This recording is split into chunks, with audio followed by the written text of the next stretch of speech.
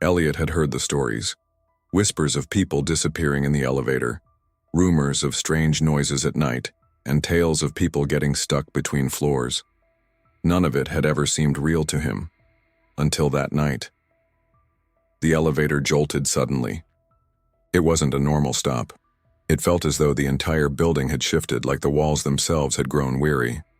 Elliot's stomach lurched. The lights flickered.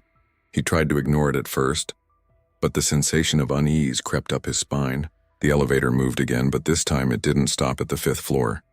Instead, it continued its descent deeper than the basement. Elliot's stomach twisted. "What the hell?" he muttered, pressing the buttons for the other floors, but nothing happened.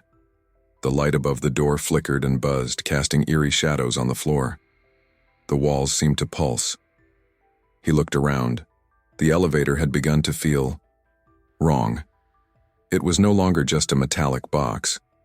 It felt like a trap, a tomb, slowly sinking into the depths of the earth.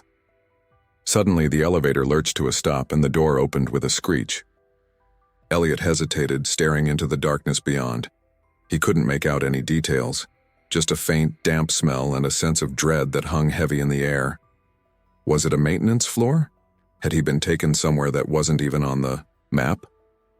Despite every rational part of him telling him to turn around, Elliot stepped out of the elevator.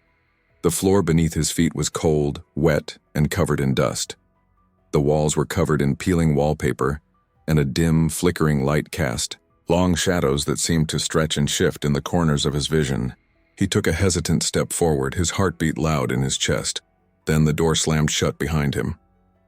Elliot turned around in panic, but it was too late. The elevator was gone. He was alone in the dark. There was no way out, no way back to the apartment, no way to know what lay ahead. He stumbled forward, the sound of his footsteps echoing off the walls. The hallway stretched into an endless expanse of darkness. Elliot felt like he was walking through a nightmare, the air thick with a sense of foreboding.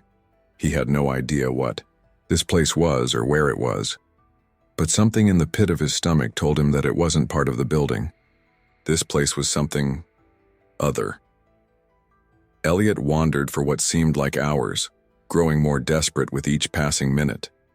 His mind raced with questions. What was happening? How had he ended up here? And where in the hell was he supposed to go? He came across a door at the far end of the hallway, and when he tried the handle, it turned easily. Inside, the room was small, with a single flickering light hanging from the ceiling.